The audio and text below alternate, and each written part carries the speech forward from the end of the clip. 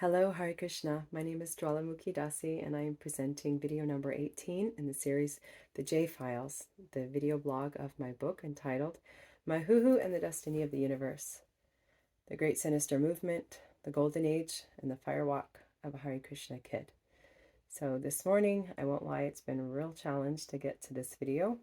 I have to get the baby back to sleep and find all the stuff and put it back together, and it's been hours, and I messed up my well, let's just say it's been a challenge. Anyways, here I am. Thank you for your patience. I wish that I could get these out more regularly, but it is what it is. So in my notes here, I have present the fact of SRA ritual abuse. So before I started having recall of what had happened in my earlier childhood and up through my early adulthood, I didn't know what ritual abuse was. I think most people don't know what ritual abuse is. And if I speak to somebody and they're like, what's ritual abuse or satanic ritual abuse, SRA, the acronym SRA, most people don't really know what that is. Of course, more and more people are getting to know what that is because it's coming out all over the mainstream media. Even 2 and 3 years ago, I couldn't have imagined the level of consciousness, of like awareness that people would have around ritual abuse, satanic ritual abuse, that is present today, because it had been so covered. But by Krishna's arrangements, things are being shaken up, and more people are coming to understand really who rules us and their form of worship, because we are not ruled by atheists. It's not people who don't believe in God that are messing the world up. It's actually people who believe very, very strongly, in fact, usually stronger than other people who believe in God. These people believe in Satan, and they have their form of worship, which is called satanic ritual abuse, obviously, because abuse, you can't worship Satan without violating others. It's just sort of the definition of it.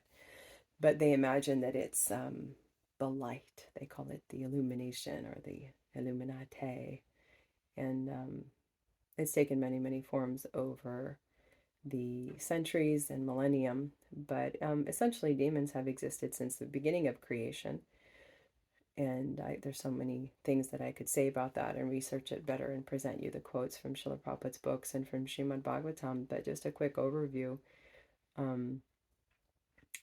I find that when things are big and scary, you want to take what I call the telescope out approach, so that you get the bigger picture, so it's not so scary up front, on the first row. So the way that I explain that is that souls come to this material world to explore their independent free will, and the law-abiding citizens are all in the eternal realms, where they don't have to take material bodies. They don't have to be born and get sick and old and die and repeat and have all these many, many bodies of brutal karmic exchanges.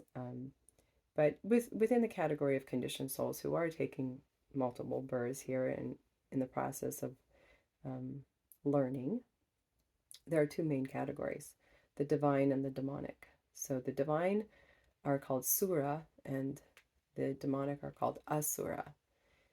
The divine mindset is to be obedient to the Creator and to the laws of God. And within that division, there are so many kinds of faith. But essentially, there is obedience. There's a recognition of a higher power, and that we are part of a whole, and that we work together and honor and respect each other's rights, because we cannot violate those rights by definition, because what we do unto ourselves, we do unto others. Now, there's another category of conditioned souls called Asura, and they don't recognize a greater authority.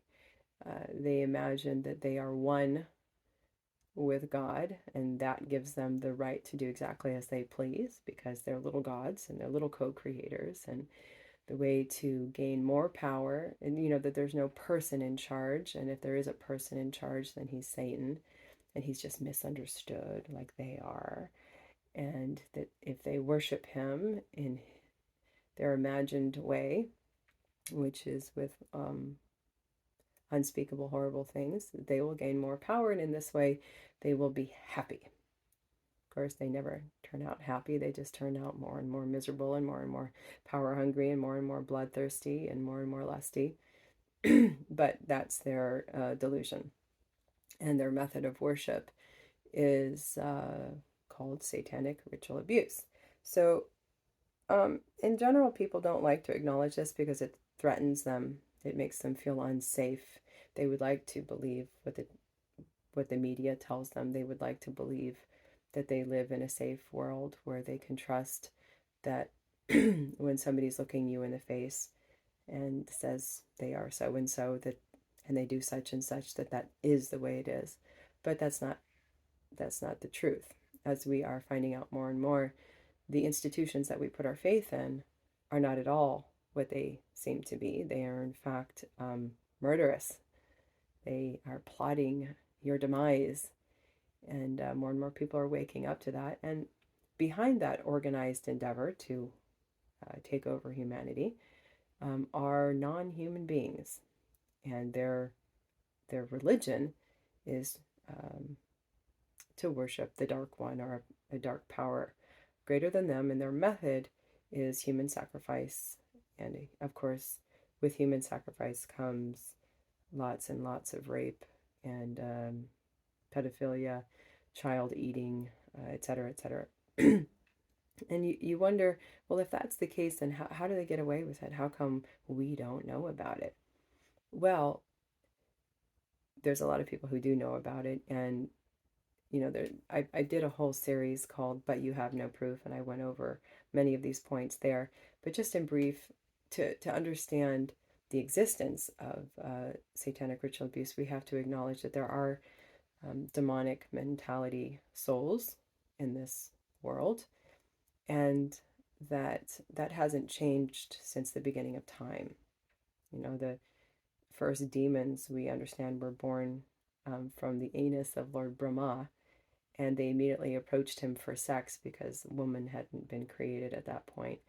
But that desire to enjoy and exploit and rape, that sexual demonic urge manifested itself in the beginning as homosexuality. So you have to also understand that mentality came with the first demons, for the first souls who wanted to act demonically. In other words, not follow God's laws and enjoy separately and exploit others.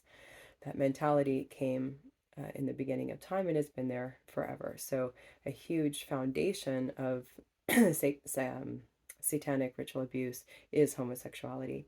And I'm not saying that homosexuals are Satan worshippers, but it is definitely one of the byproducts of an organized, systemized, what's the word? When you, shoot, it's not coming to me. Wait, what is that word? When you systematically disseminate, that's the word, disseminate. When you're trying to disseminate your belief system on an entire world and turn it from a God belief into a Satan belief. And they've really done a great job of that over the centuries. And of course, the way they do that is to infiltrate and all their methods. But really, at the basis of it, what they're doing behind the closed doors is they're sacrificing babies. They're engaging in homosexual activity that they call spiritual, and summoning demons, just straight out hell activity. And then they put a whole package on it and call it the light. That when you're enlightened, this is what you do. And they've organized themselves all over the world. And they're right now they've pulled the trigger, and they want all of us to come along and just instead of killing us all, that we just kill ourselves by taking the injections and convincing others that what what the agenda is all good for us, that we should own nothing and be happy about it and just lay down and trust the plan and all of that. But Krishna's got another plan. I don't know how this is going to play out, but I know how it turns out. It turns out in the Golden Age. The Golden Age is the mini Satya Yuga, or the mini age of enlightenment within this dark age of quarrel and hypocrisy.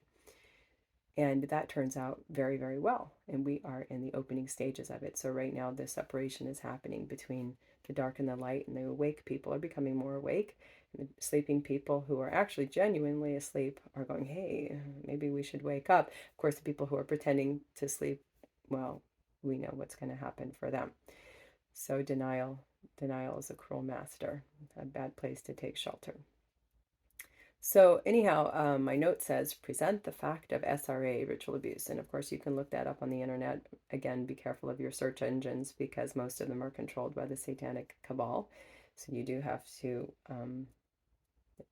click on it around. Most of them are going to try to say it's not real, it doesn't exist, it's made up, etc., etc. But, you can find all sorts of references if you dig a little bit. And it's also there within our scriptures. And again, like I said, I did a whole presentation on this in my But You Have No Proof. And this is important to understand because, who do we trust? Where do we get our information from? And if we're devotees of Krishna, if we say we accept Srila Prabhupada's words and Bhagavatam, then we shouldn't be shocked. We shouldn't have disbelief about this. He himself said it so many times. So we should really just accept the truth of it and adjust and continue. This organization has been hijacked by them like they've done to all other world religions, and we need to start again. That's the purpose of me sharing this sordid, horrid journey with you all, is to say that you too can step out from under the organized takeover and practice Krishna consciousness, become a bright light in the world, and be a teacher. Like Srila Prabhupada says in every purport almost, become a guru and liberate others. Really take this into your own heart, in your own life. Realize the words that are written on those pages. Take guidance from those who are your seniors, who are actually realized themselves, and save this world. There's so many people who are in need of shelter and who have none, really none. And the hardest thing in the world is to have nowhere to go, no shelter. Because all the other shelters are being shown as the falsities that they are. But we need to stand up and point them in the right direction. Srila Prabhupada's books. But, when people get Srila Prabhupada's books, they want to come to the organization, which has been taken over by the satanic cabal. So what are you going to do? You got to start over. And you have to be the one to be an example of what Krishna consciousness is to the best of your ability. So I hope that I've given you a safer way to accommodate the fact of satanic ritual abuse. It's definitely there in the histories and the scriptures of how demons do their forms of worship. It hasn't changed over the millennia. It has come down, and within Kali Yuga, aka Satan Yuga, there's definitely worship of Satan. Now, who is Satan and all of that's a whole another topic, but essentially it's the idea, the conception of evil without God, without Krishna. Because there's no competition. I've said this before. There's no competition between God and Satan or his energies. Krishna is always in control of all of his energies, including the shadow portions.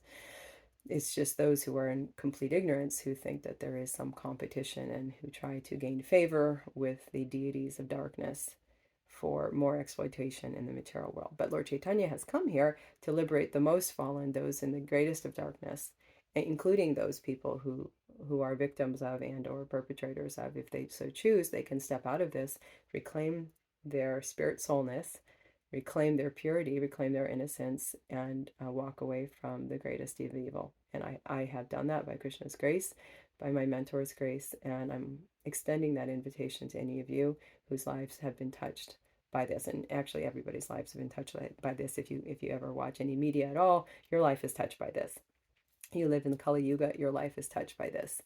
whether you know it or not, your life is definitely touched by this. It's just an question of the extent. So there's sacrifice in different modes of nature, in goodness and passion and ignorance. And obviously satanic ritual abuse is sacrifice in the mode of ignorance.